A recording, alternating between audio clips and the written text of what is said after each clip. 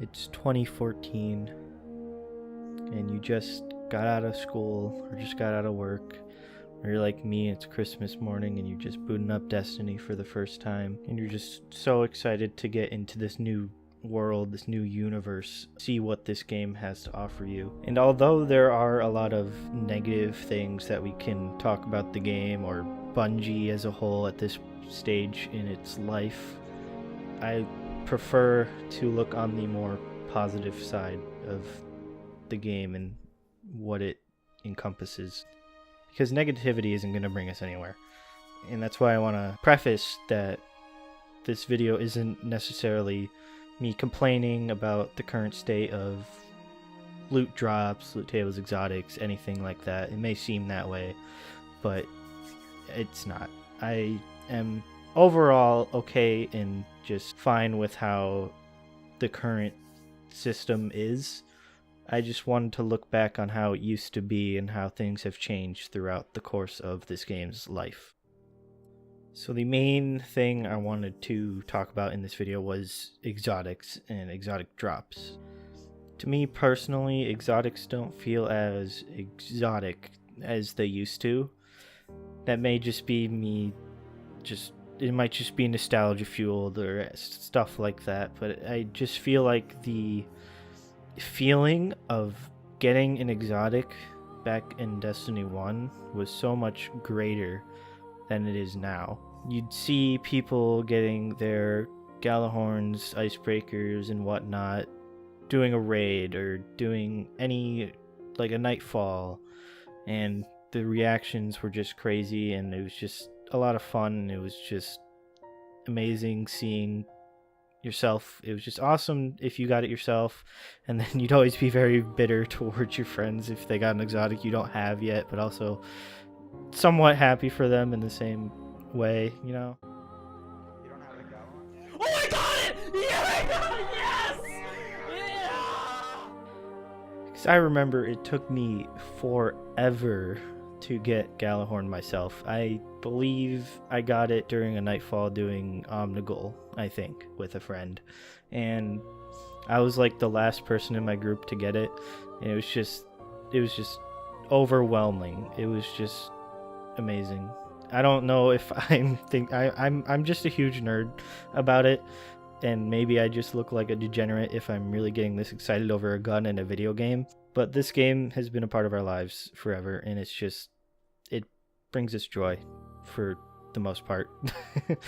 If anyone played D1 forever, or even if you're just coming from D2, if you've heard about it, the Vault of Glass, the exotic chest at the beginning of the Gorgon maze, that was the place that I feel like most people would get like the exotics that they wanted. It was just, that was like our sacred ground, I guess, is what it felt like, at least. You'd be getting people getting gjallarhorn in there all the time. It's just something I look back on fondly, and I was really sad when it wasn't in the new Vault of Glass in D2, even though we may not get much exotics from that anyway. Even if we did have the exotic chest in the new Vault of Glass, I don't think it would feel as special as it did back then. Not just because of nostalgia, just because of how exotic drops work now in D2, which we will get into later in the video. But first off, I would like to talk about Xur. Xur has been in the game forever. He is the vendor who comes every weekend, sells a handful of different exotics, one armor piece per different class, and a weapon. And Xur rolling around every weekend was always just an exciting thing in D1, because it's like, oh, what's he selling? What's he selling? You know? But in D2, maybe for newer players, it might be like it's still a good way to get exotics you don't have. But I feel for more veteran players, it's not really as exciting. Maybe if he has like a good roll on exotic, which is usually not often or ever.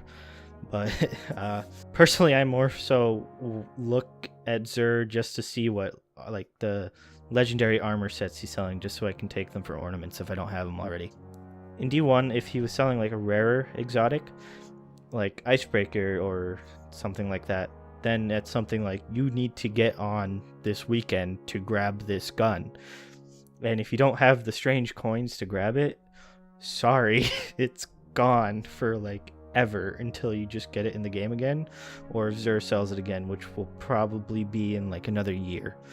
And if we go off of that, don't quote me on this, but from what I could find and just from memory, Xur sold gjallarhorn only 3 times in D1's lifespan, which is not a lot, for which makes sense considering how good of a gun it is and how rare it was.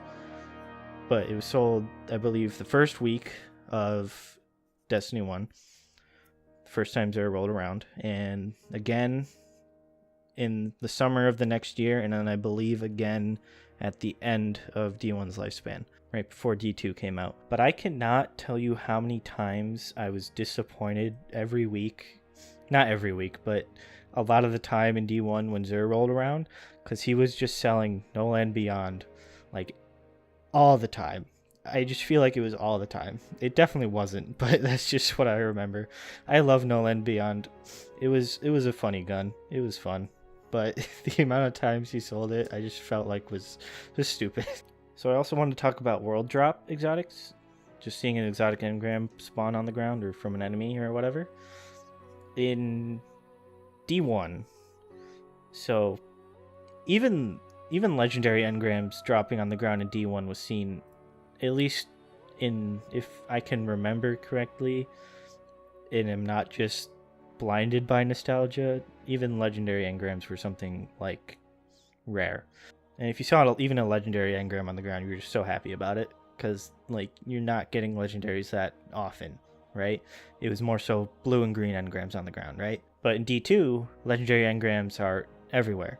They're always dropping, right? Same thing with exotic engrams. Still not common to drop, but definitely a lot more common than they used to be in D1. Getting an exotic drop on the ground in D1 from memory was very rare and was just super exciting. And I just kind of wish exotics had the same like value that they did back then. Okay, now we're going to move on to something that might stir the comment section and maybe have some differentiating opinions. So, season pass exotic. I think they're nice. They're cool. They're a nice little thing to start the season off, you know? But I see a new shiny exotic just sitting there that I can just grab. I'm like, ah, cool. Like, I can use this and it's fun. I like the seasonal exotics. I think they're nice, but I also feel like it still hinders the perception of, like, are they really exotic? Like, they have their exotic perks, they do special things, but do they deserve that rarity? Season passes started off in Shadowkeep, and at the time, I know the community as a whole, I feel, was very iffy on it, just because of the view on like battle passes as a whole was fairly negative for the most part, just because people don't really like microtransactions, that kind of thing. I'm not opposed to them, but I do feel this has already been said a million times over, and I know we're moving to a new-ish formula once Final Shape comes out with the episodes, even though it's kind of seems pretty much the same as seasons. It's just there's 3 of them instead of 4. But I'm hoping that brings some new change to the whole system. And being able to just like pay for an exotic was just kind of weird at first, right? It still kind of is, if you think about it, just from a looter shooter kind of perspective, I guess. Like, you're just kind of getting it. You're not like going to farm for it, you know? And that's what I feel like Destiny is supposed to be. There's a lot of people who don't like the grind that Destiny 1 was, and there's a lot of people that do. And I think there's there should be a balance between the two, which I think we are heading towards or already in D2. But I feel like exotics should still have that sort of grind to them, at least a little bit more. And we'll get into it a little bit later, but that I feel like that is still true for raid and dungeon exotics. So next I want to talk about Lost Sector exotics. I think Lost Sector exotics were a great addition to the game. I think it was a good move.